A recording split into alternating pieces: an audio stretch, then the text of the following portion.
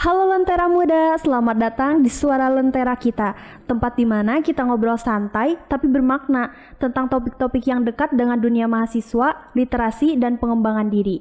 Hari ini kita bakal bahas satu hal yang mungkin sering dianggap nggak penting-penting amat, tapi diam-diam sangat menentukan kesuksesan kita di era sekarang.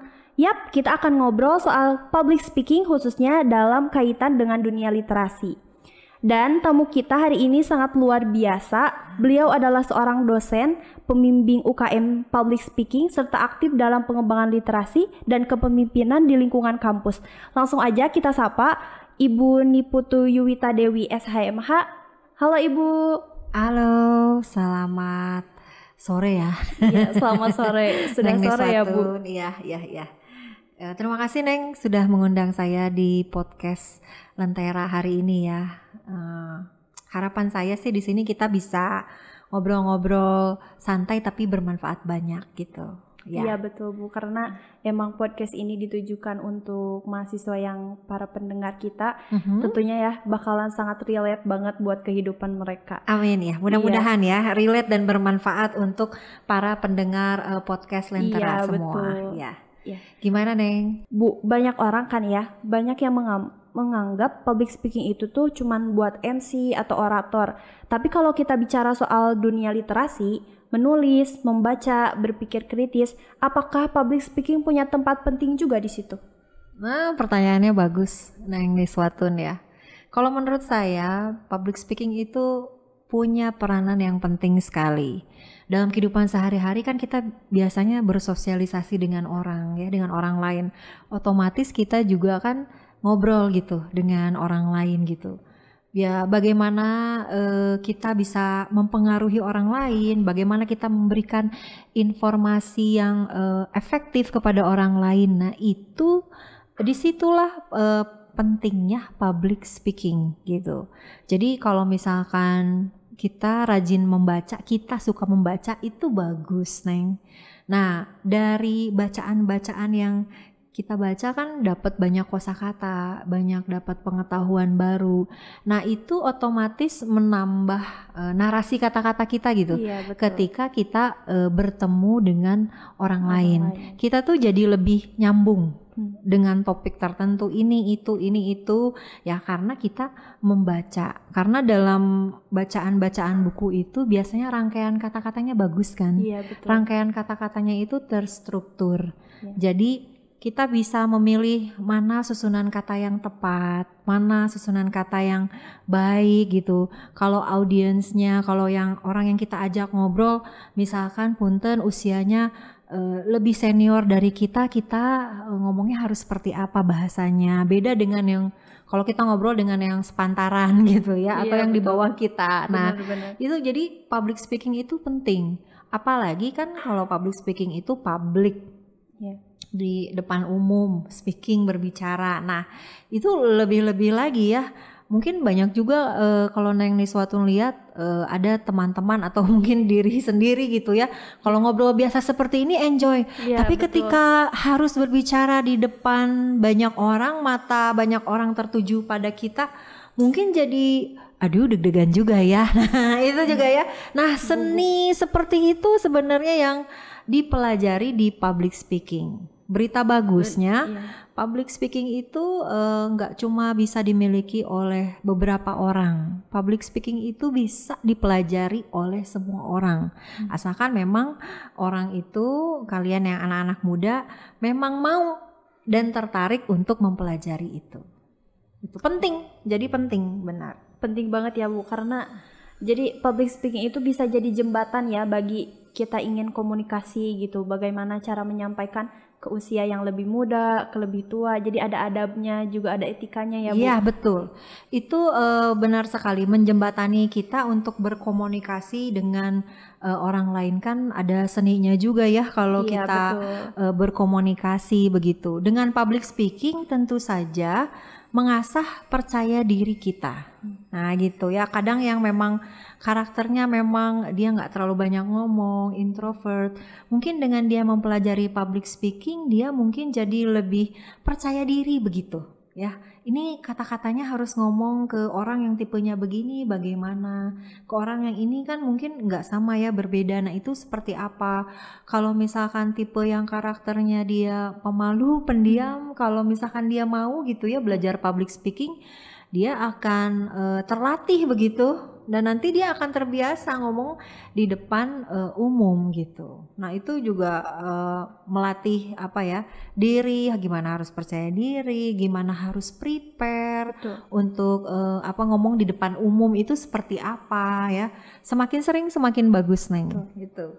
Ya. Jadi bener ya, Lentera Muda buat anak-anak yang masih malu atau ibu-ibu bahkan semua kalangan yang masih malu-malu buat ngomong bisa tuh diasah public speakingnya dengan terus berlatih ya Bu ya. Tidak spontan tapi memang ada prosesnya terlebih dahulu ya Bu. Betul, ada prosesnya Neng. Kayak seperti saya dulu, misal mungkin dari SMP, dari SMA kan kita pernah ikut organisasi OSIS ya kalau zaman dulu ya. Organisasi siswa begitu. Bahkan sampai pada masa perkuliahan pun ikut organisasi. Nah itu kan dilatih public speaking kita. Ketika kita ngobrol di saat rapat besar dengan mahasiswa-mahasiswa yang lain dan sebagainya, itu penting public speaking itu ya. Jadi kalau buat saya sih nggak bisa dianggap remeh, sama pentingnya juga dengan literasi membaca, literasi menulis gitu ya. Bahkan public speaking di era zaman digital sekarang itu sangat penting sekali, karena kan banyak generasi muda tuh mereka lebih apa ya, konsennya ke yang medsos, mungkin ya lebih senang melihatnya medsos, membacanya e-book atau ya mendengarkan seperti ini podcast. Nah itu bisa lebih cepat masuk dengan public speaking di medsos, di dunia digital ini. I think that is very important ya kalau public speaking itu. Ya jadi tetap mengikuti zaman ya Bu ya. Iya, kita harus beradaptasi Neng dengan perkembangan zaman kalau menurut saya ya. Kayak teori Charles Darwin itu loh, yang bertahan adalah yang beradaptasi. Ya itu, tapi ya beradaptasi juga, tapi kalau menurut saya sambil tetap memegang prinsip-prinsip yang memang mayor dalam kehidupan kita, yang memang benar-benar penting buat kita. Nah itu ada yang tidak bisa diganggu-gugat gitu ya. Tapi kalau selama itu dirasa untuk kemajuan yang membawa kebaikan, kita memang perlu beradaptasi kalau menurut saya. Ya. Berhubungan dengan tadi yang Ibu bilang gitu, kita di kampus nih atau di komunitas banyak gerakan literasi yang bagus tapi kurang terdengar luas gitu Bu. Jadi menurut Ibu bagaimana public speaking bisa membantu memperkuat gerakan-gerakan literasi ini gitu. Jadi kunci apa gitu yang harus dimiliki agar gerakan ini tuh maju dan tersampaikan oleh luas gitu Bu. Yang ya itu pertanyaan bagus sih kalau menurut saya. Ini yang di benak saya yang terfikir ketika mendengar pertanyaan tadi ya. Bagaimana caranya supaya gerakan literasi itu terdengar lebih luas begitu ya, maju dan sebagainya. Kalau menurut saya harus ada medianya, wadahnya untuk menyebarkan itu. Ya kalau zaman sekarang ya penting adalah lewat media sosial ya gitu. Itu akan cepat sekali gitu. Kemudian harus share gitu ya, ke lewat WA atau lewat DM Instagram. Nah yang seperti itu penting sekali untuk menyuarakan itu. Tapi sebenarnya yang lebih penting lagi adalah lewat public speaking itu adalah kontennya apa dulu gitu ya. Ini tujuannya untuk membawa pengaruh, untuk mengajak untuk melakukan tindakan sesuatu yang baik kah gitu ya, memberikan edukasi yang good value kah. Nah kita harus tahu juga gitu. Dan gerakan-gerakan itu tuh kalau menurut saya juga harus si timnya itu juga harus solid gitu ya, harus solid itu penting. Dulu saya punya slogan gitu ya, waktu saya zaman kuliah itu dipakai juga sampai sekarang kayaknya ya. Gimana caranya bersatu, berkarya, berdampak gitu gitu ya. Jadi emang harus solid dulu kalau gerakan-gerakan literasi itu solid, terus harus jelas juga tujuannya mau apa nih.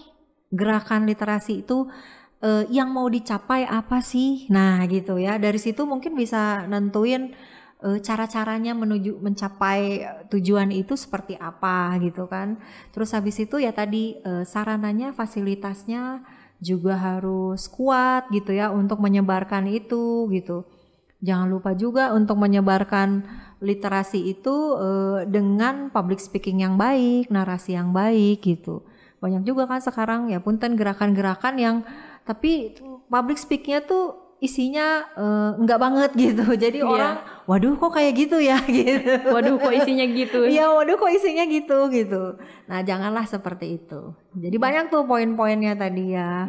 Harus ada solid, fasilitas didukung oleh media yang memang gencar juga gitu. Tujuannya juga harus jelas. Gerakan-gerakan literasi itu ada ininya spesifik yang mau dilakukan apa aja, di mapping dulu. Kemudian goalnya mau terstruktur apa? Gitu ya Bu. Ya terstruktur, goalnya apa nih gitu. Kadang saya juga soalnya sering kayak gitu ya, 1 tahun ini saya mau goalnya apa nih, yang saya laksanakan apa nih, apa dream saya yang mau dicapai gitu. Terus kalau itu nggak kecapai gimana gitu. Jadi kayak punya oke, ini belum kecapai nggak apa-apa, pakai option cadangan B, option C gitu ya. Jangan kecewa dulu karena masih banyak jalan lain menuju jalan kebahagiaan gitu ya, yang positif-positif gitu. Jadi don't worry gitu. Jadi jangan fokus kepada gagalnya saja ya Bu. Iya. Orang yang berhasil itu, ini salah satu moto saya ya. Orang yang berhasil itu adalah orang yang dia jatuh tapi dia berhasil bangkit lagi. So it's okay kalau kalian sempat mengalami, karena saya juga ngalamin gitu. Ngalamin masa drop, masa down, it's okay. Wajar, naturally, manusiawi. Tapi setelah menyadari itu, kita harus bangkit lagi. Itu yang sebenarnya menurut saya berhasil. Iya. Wah. Ini lentera-lentera muda seharusnya pada sadar ya bahwa kegagalan itu bisa jadi kunci dari kesuksesan ya Bu ya. Kegagalan itu sebenarnya kesuksesan yang tertunda. Betul, mungkin karena kita gagal tuh kita jadi menyadari ternyata harus ada yang saya evaluasi. Saya kurangnya di sebagian ini, maka saya harus perbaiki dulu. Mungkin saya butuh waktu untuk itu gitu. Saya harus dipersiapkan dulu. It's okay. Bukan berarti jadi nyuruh gagal-gagal terus, enggak ya. Cuma kalau gagal enggak apa-apa, tapi harus diperbaiki lagi, dicoba lagi. Kita cari harus cara lain. Iya, betul. Kita juga dari sisi kalau kita gagal itu kita mungkin dikasih pembelajaran. Oh, kita tuh nggak boleh sombong. Kita tuh nggak boleh terlalu ambisius. Kita tuh jadi oh ya, ada orang lain mungkin yang memang lebih layak dan dia memang lebih baik. Saya harus belajar dari dia. Kita tuh jadi kayak diajar, kalau buat saya ya, diajar jadi kayak humble, rendah hati gitu. Ya rendah hati untuk ya it's okay, nggak apa-apa sih ini. Yang penting impactnya aja gitu buat saya apa gitu sih. Tadi dengar komunitas ibu sama Duta Baca juga sama nih Bu. Gimana tuh Duta Baca? Bersatu, bergerak, berdampak. Gitu. Oh iya bagus dong. Ya bagus jadi sama ya. Jadi kita harus bersatu dulu, solid dulu ya seperti yang ibu tadi katakan.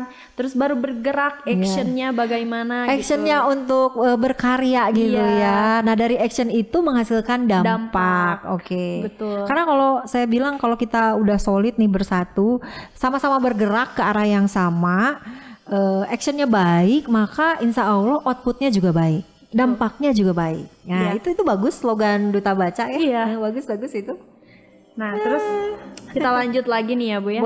Boleh Neng. Kan kalau ngomongin public speaking banyak yang bilang kayak aduh aku malu banget atau enggak aku gak pede bicara di depan umum. Padahal mereka tuh punya kata-kata yang bagus gitu Bu. Kayak kata-kata yang emang perlu disampaikan gitu.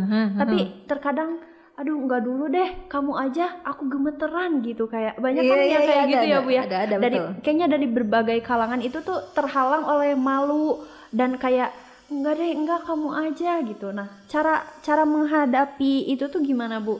Sebagai ibu aktivis public speaking, apa sih yang bisa kita terapkan agar menyelesaikan pikiran-pikiran seperti itu gitu. Karena kalau misalkan kita terus-terusan mikir kayak gitu, pasti kan berdampak juga kepada kesuksesan kita, perkembangan diri kita gitu, bakalan kehambat. Apalagi kita tidak bisa menyuarakan pendapat sendiri gitu. Itu kan sangat-sangat Bu, menghambat banget lah gitu. Nah, gimana nih caranya Ibu untuk menyelesaikan itu? Oke. Saya awalnya juga waktu dulu nggak sekarang ya, seperti sekarang gitu ya. Ada prosesnya. Dulu juga sempat merasakan waktu awal SMP kayak gitu ya. Ih malu, gimana kalau takut salah ngomong di depan. Gimana kalau deg-degan di depan, kayaknya nggak mampu gitu-gitu. Nah kalau saya itu waktu itu sempat baca-baca buku pokoknya yang ada kata-katanya adalah medan perangmu yang sesungguhnya itu adalah di pikiran. Jadi kalau misalkan ada ketika dalam pikiran kita udah bilang ngapain maju ke depan, malu ngomongnya, padahal kita tuh bisa menulis rangkaian kata-kata yang bagus tapi malu untuk menyampaikan itu. Nah itu udah mental kita tuh udah keblok sama pikiran kita. Benar. Nah gitu, jadi kalau tips dari saya itu yang pertama, kalau kita punya pemikiran atau malu ngapain ke depan kayak gitu, nah kita itu harus lawan dengan pemikiran di dalam hati kita dan kalau bisa diperkatakan gitu. Bisa kok, insya Allah dimampukan, insya Allah bisa gitu. Dan kemudian juga tumbuhkan percaya diri. Jadi kayak banyak ngobrolnya, banyak berteman baiknya itu dengan teman-teman yang bisa memotivasi kita jadi percaya diri, benar nggak ya?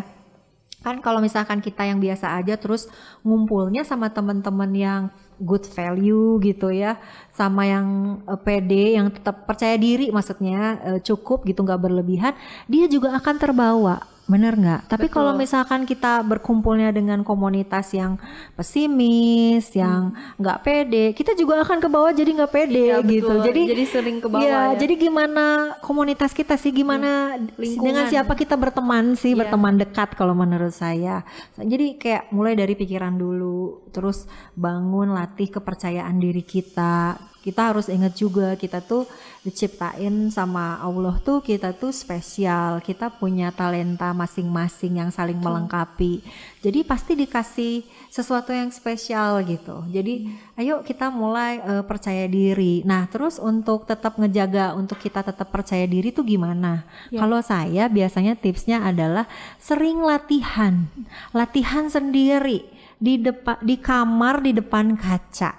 Beneran deh, saya tuh bisa sampai kayak berjam-jam pakai teks gitu. Terus habis itu latihan gitu. Kadang-kadang habis latihan di tengah-tengah ini malah ketawa sendiri, malah aduh apa ya lupa, aduh gitu. Tapi itu tetap aja terus latihan.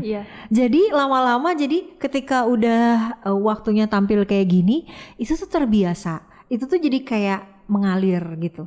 Ya. Sebenarnya kalau dulu waktu zaman SMP, SMA kayak gini tuh, aduh teks gimana, nanti ngomongnya bakal gimana ya, bakal gitu ya. Nah, overthinking. Nah, kita tuh mensiasatinya, aku tuh menyiasatinya dengan ya udah latihan aja, prepare materinya seperti apa, kita kembangkan, modifikasi dengan stylenya kita, dengan pengalamannya kita, apa yang kita baca gitu. Jadi ya nanti mengalir aja gitu. Dan penting juga yang kita sampaikan juga materinya berisi menurut saya sih. Gitu. Prepare penting, afirmasi, perkataan-perkataan yang positif gitu ya. Kayak kadang kalau mau suka tampil gitu di depan umum atau berbicara di kalangan banyak, kalau ada acara gitu kan ya, misalkan yang sesuatu harus di depan jadi moderatornya atau jadi MC-nya pertama kali first time, pasti ada gugup-gugupnya. Betul Bu. Pasti ada deg-degannya, nervous gimana. Nah kalau saya biasanya tipsnya kayak saya suka saling bilang gitu, saya selalu berdoa dulu, ya Allah tolong bimbing saya supaya saya hari ini bisa berdampak baik, pokoknya gitu. Terus habis itu pasti gini, ya Allah tolong mampukan saya. Terus habis itu tarik nafas dalam-dalam, you can do it Nita, kamu bisa Nita, kayak gitu 3 kali. Terus habis itu senyum, udah deh. Habis itu kayak berasa ya udah aja lah, kalau salah-salah dikit tidak apa-apa, pembelajaran, nanti diperbaiki jadi lebih baik. Iya, gitu. jadi penting ya Bu ya, evaluasi, terus latihan, berdoa. Iya, itu penting banget, praying, mindset kita, prepare, persiapan, nanti pada saat tampil. Nah setelahnya juga kita harus benar evaluasi. oh tadi tuh kurangnya apa ya gini-gini, oh oke, berarti nanti aku perbaiki dari sini nih. Mungkin kalau di awal-awal banyak tiba-tiba ngeblank atau atau gimana ya gitu. Sering gitu. Nah berarti nanti dievaluasi, berarti untuk kayak gitu nanti kalau misalkan setelah ngomong ini jedanya nggak boleh panjang, aku langsung harus ngomong lagi, atau misalkan senyum dulu atau gimana supaya nggak ngeblank, atau nanti pakai clue card atau apa yang memang mengingatkan kita harus ngomong apa. Nah gitu Neng. Iya, keren banget ya. Semoga para pendengar juga bisa mulai membicarakan diri gitu di depan cermin dulu ya, Bu, latihan dulu gitu. Baru bisa dimulai dari hal-hal kecil kayak ke teman dulu, ke keluarga. Nah, dari situ bisa mulai diasah gitu. Kadang-kadang juga saya minta tolong teman-teman dekat saya gitu ya. Suruh coba kalian yang jadi audiensnya saya ngomong, kamu kasih pendapat, tapi kamu gak boleh ngetawain saya.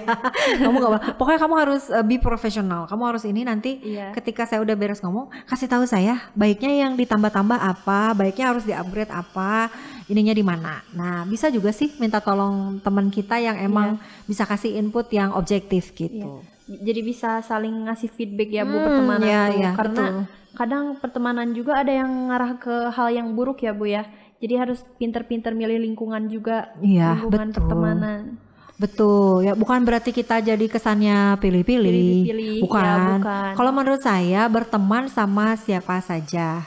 Berteman yang kayak hai, apa kabar gitu-gitu. Kayaknya semua orang bisa gitu, boleh ya. Tapi untuk sangat-sangat berteman dekat dengan kita, kalau menurut saya sih kita harus selektif. Ya, mana yang memang bisa sejalan sama kita, se-value sama kita, bisa saling melengkapi kita, terus apalagi ya, sama-sama gitu punya visi pemikiran yang sama. Dan yang paling terpenting kita tuh berteman tuh saling bawa impact bagus gak sih?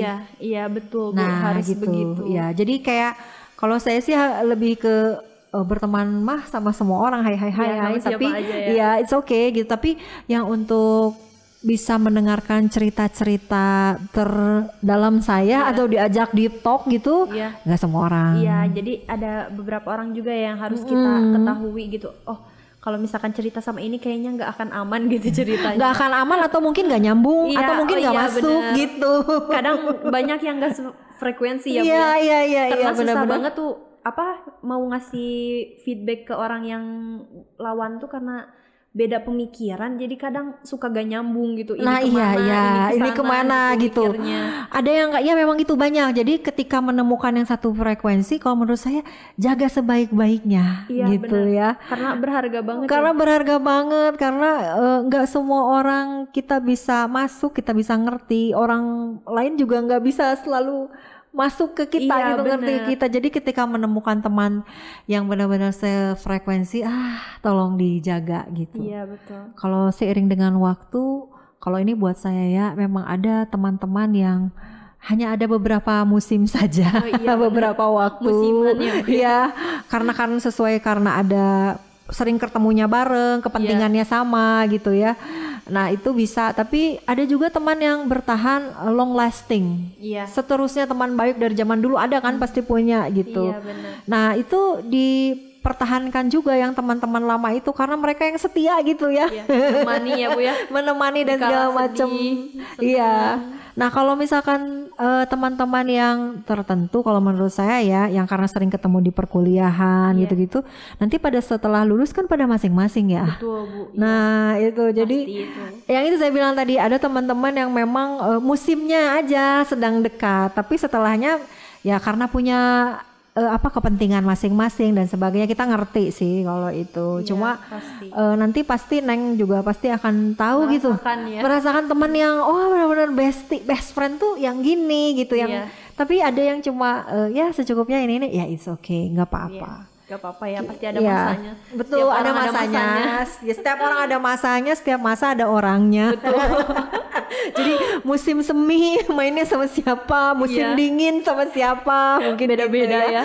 Beda-beda nggak apa-apa, tapi ya it's okay gitu. Kalau pesan saya sih, kita jadilah pribadi-pribadi yang tetap baik, be kind gitu. Itu sih. Ya, ini masih terkait topik yang tadi nih. Ya. Nah, kan Ibu pernah gak yang menemui mahasiswa yang sebenarnya hebat banget dalam menulis gitu, kayak merangkai kata, tapi kesulitan menyampaikan gagasannya secara lisan gitu?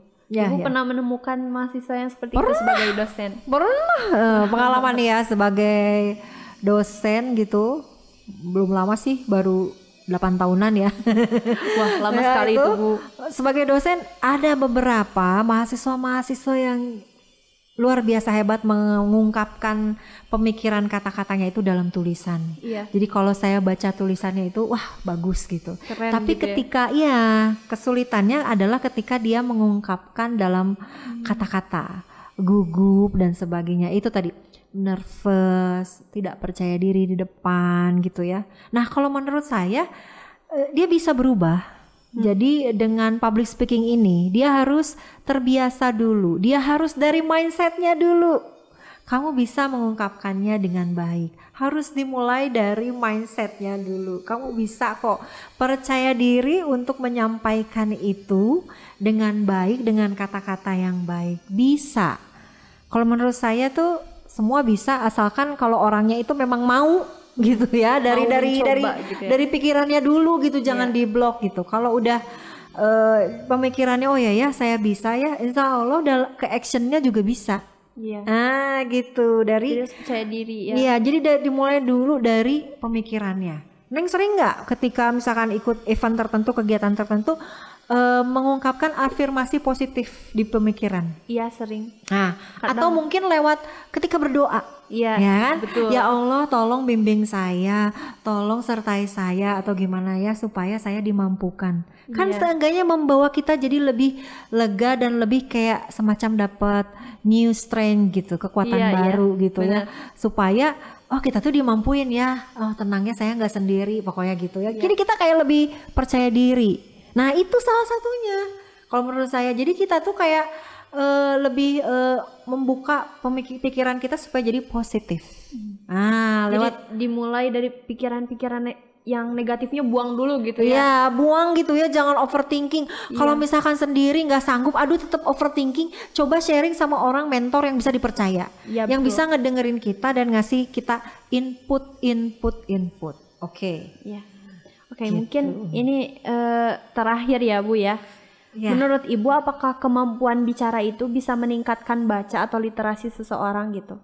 Bagaimana kalau misalkan ada orang yang pandai gitu untuk menyampaikan sesuatu, apakah hal itu tuh bisa membuat ketertarikan untuk membaca buku ataupun mendalami dunia literasi? Karena literasi kan nggak cuma baca, tulis dan menghitung saja ya Bu, tapi bagaimana kita menginformasikan kata-kata tuh dengan baik, terus menyimak informasi dengan baik, terus bisa membedakan hoax dan juga yang benar tuh mana gitu. Nah, menurut Ibu bisa gak sih gitu? Bisa, kalau menurut saya mulai dulu dari literasi membaca, menulis. Karena gimana kita mau public speaking ya, mau berkata-kata kalau kita nggak tahu gitu bahan apa materi yang mau disampaikan. Kita kan harus baca dulu. Kemudian dari baca kita menuliskan dulu ya, poin-poin yang mau dibaca itu apa gitu. Jadi kalau menurut saya mulai orang yang suka public speaking itu biasanya juga dia suka mau baca buku lebih lagi gitu, mau membaca-baca, tidak cuma sekedar membaca tapi juga memahami apa yang dituliskan di buku itu, di bacaan itu, kata-kata itu. Dia mampu memahami, kemudian nanti dia bisa menginterpretasikan, menggambarkan lewat kata-kata. Gitu. Jadi mulainya sebenarnya harus dari baca dulu. Dia harus kepo dulu. Dia harus penasaran dulu dan suka. Harus cinta dulu ya Bu. Gitu. Kata Pak Yana cinta. Kalau kata Pak Yana cinta. Kalau saya kepo dulu. Ini teh apa?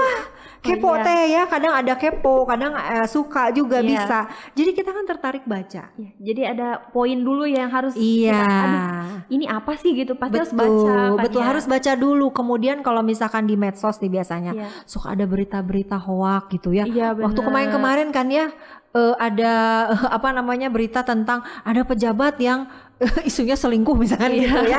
Lah kan baca dulu ya, ini menurut keterangan siapa.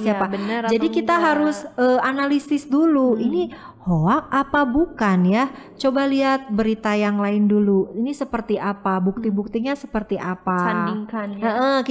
Kita harus cross check gitu. Jadi nggak cuma sekedar membaca, kita juga harus paham dan juga jangan termakan hoaks. Apa-apa percaya Betul. gitu ya. Zaman sekarang harus banyak cross check. Iya, Gitu. jadi harus cari sampai detail-detailnya guys. Jadi kayak apapun yang kalian lakuin, kayak sekecil itu pun kata-kata yang di media sosial itu tuh dapat berimpact banget ya kalau misalkan betul. Dapat berimpact banget gitu. Kayak misalkan tanaman aja gitu di rumah saya. Dia kan makhluk hidup tapi nggak bisa ngomong ya. Tapi sama saya suka disiram. Terus saya bilang, kamu tanaman hijau, kamu akan tumbuh dengan besar, kuat, bagus, rindang. Kamu ngasilin bunga yang bagus. Terus dikatain gitu, nah dia akan terus bertumbuh. Itu ada penelitian dari Jepang juga seperti itu. Dia bertumbuh bagus, menghasilkan banyak buah. Bukan buah, bunga. Menghasilkan, ya kalau pohon yang buah ya sama juga gitu ya. Cuma itu pohon loh gitu ya. Apalagi manusia, betul. Ya nggak sih? Sering kan Neng Niswa dipuji-puji misalkan sama kekasihnya misalkan gitu. Neng Niswa kamu cantik banget, meni gelis, meni cantik. Kita rasanya seneng nggak? Iya, seneng. Nah gitu. Jadi banyak-banyaklah kita memperkatakan hal-hal yang baik. Dalam public speaking juga gitu. Kita harus banyak ngasih value-value yang positif gitu buat mereka. Ngasih semangat, ngasih informasi hal-hal yang baik, yang positif. Kita harus kayak gitu. Itu sih. Dapat kita simpulkan ya dari percakapan kali ini. Percakapan yang seru ya kalau menurut seru saya. banget ini, kayak nggak kerasa gitu ya Bu, Iya, waktu berjalan tuh. Ya. Iya, kayak cepet banget padahal asik banget gitu ini ngobrolnya. Iya, betul. Jadi buat teman-teman yang masih ragu untuk menyuarakan pendapat atau melantarkan kata-kata terhadap publik tuh jangan dulu mikir negatif gitu. Hilangin dulu pikiran negatifnya, hilangin dulu segala kekhawatirannya, tinggalin dulu ya Bu. Harus positif, harus bisa meyakinkan diri sendiri bahwa kita itu bisa, dan jangan lupa untuk cari orang-orang juga mentor yang bisa membantu kita, apa yang harus kita evaluasi, apa yang harus kita perbaiki agar kedepannya tidak mengulangi kesalahan yang sama gitu ya Bu ya. Betul. Nah, jadi buat teman-teman juga ini jangan lupa selalu kepoin episode selanjutnya. Iya. Episodenya kedepannya pasti menarik sekali. Iya, Insya Allah banyak menemukan hal-hal bermanfaat ya dari podcast ini ya. Iya, jadi nggak akan rugi ngikutin kita dari awal sampai akhir. Nggak rugi. Ini ada terakhir nih Bu. Kayak jagoannya kita hari ini. Kata-kata hari ininya apa nih Bu? Oh, jargon ya. Iya. Mungkin tagline. Ini kalau dari saya ya buat pendengar podcast Lentera semua, pokoknya kalau tagline dari saya itu kuasailah seni berbicara, maka kalian akan menguasai keadaan dengan baik ya. Seni berbicara yang baik harus dikuasai, maka kalian akan menguasai keadaan dengan baik. Itu dari kita. Ini mentor saya juga yang sama-sama. Banyak pelajaran yang dapat bisa saya ambil juga ya. Iya, sama-sama. Terima kasih Neng. Terima kasih banyak ya Ibu atas insight dan semangatnya hari ini. Semoga obrolan ini bisa menjadi pencerahan buat para lentera muda di luar sana yang ingin bersinar, bukan cuma soal tulisan tetapi juga lewat suara. Jadi jangan ragu untuk memulai suara kalian dari hal-hal kecil dan nanti itu akan semakin besar ke depannya gitu ya. Iya. Mungkin cukup dari saya. Ibu ada yang ingin ditambahkan lagi? Kalau saya terima kasih Neng sudah diundang di podcast Lentera ini ya. Perdana ini satu kehormatan buat saya. Pesan saya dilanjutkan terus podcastnya secara konsisten ya Neng ya. Siapa tahu nanti insya Allah membawa dampak yang luar biasa baik gitu untuk generasi ini, khususnya untuk dunia literasi, untuk membaca. Itu aja Neng. Terima kasih sudah mengundang saya. Iya, terima kasih di podcast banyak ini. Ibu. Nah, kita slogan sekali lagi yang boleh Neng. Suarakan gagasanmu, sebarkan literasimu. Gitu. Oke, bagus. Berarti slogannya suarakan gagasanmu, sebarkan literasimu. Oke, good. Terima kasih semua. Terima kasih. Jangan lupa like, comment, dan subscribe. Sampai jumpa di episode berikutnya bersama Niswatun.